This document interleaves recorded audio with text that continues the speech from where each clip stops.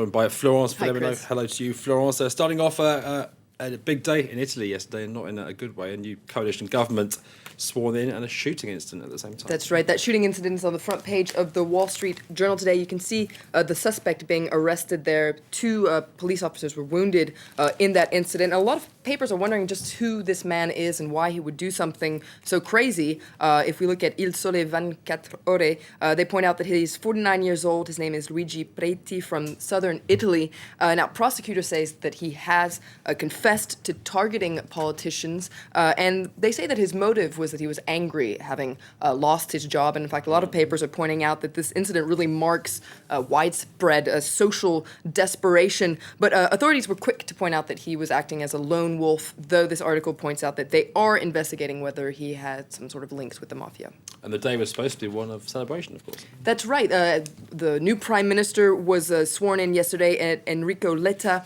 from the Democratic Party. Now, he's seen in this article in the Corriere Della Sera as a ticket out of the deadlock that the country has been in for the past 2 months since elections. Now, he is at the head of a grand coalition that will have members from the two rivals from that election, so Silvio Berlusconi's People of Freedom Party and, of course, Pierluigi Bersani's center-left party. This article points out that this is the first step of pacification.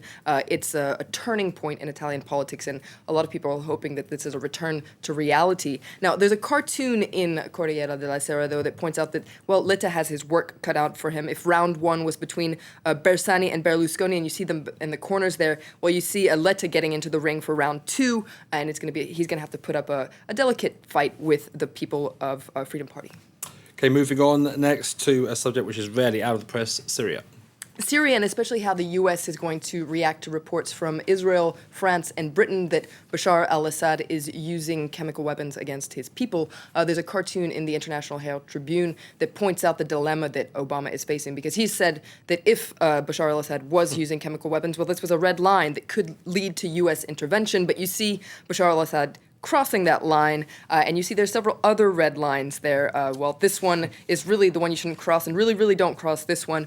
But the Wall Street Journal points out that what Bashar al-Assad is doing here is essentially calling Obama's bluff, and it says that this could have very dangerous consequences. In their editorial today, they point out that U.S. presidents who are exposed as bluffers tend to have their bluff called again and again, and it points out that this could be dangerous if other countries decide to do the same thing, especially Iran and with their nuclear agenda. Meanwhile, a country the US did, of course, intervene in, and a spike in violence once again in Iraq. That's right. A lot of papers are focusing on that today. There's an article in The Independent that points out that the Iraqi army is, in fact, struggling to keep hold of the northern half of the country. Lots of soldiers, according to this article, are deserting as the army faces escalating hostility from Sunni Arabs and Kurds.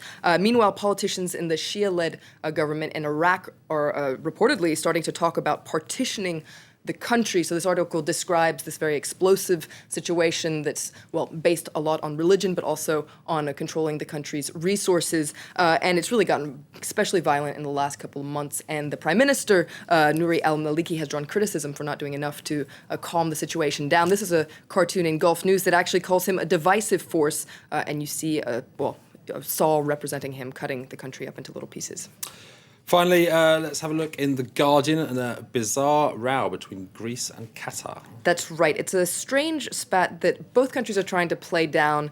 The Guardian describes it as a clash of cultures, because what's at the heart of this is two nude statues. Now, these statues were meant to be at the centerpiece of an exhibit in Qatar entitled Olympic Games Past and Present. But last month, when Greece's culture minister went to this exhibit, he saw that these statues had actually been covered up. Their private parts had been covered up with cloth, because organizers feared that female spectators would be offended. But Greece was actually offended and said, if you don't show these statues the way they normally are, well, we're taking them back, which they did. This article points out that Greece is somewhat in a pickle because it's eager to, be on Qatar's good side, of course, oil-rich nation. But it's unclear why Qatar got so upset about this, because there were other nude statues in that exhibit. Florence, that's all we have time for. Thanks very much for that roundup of the international press.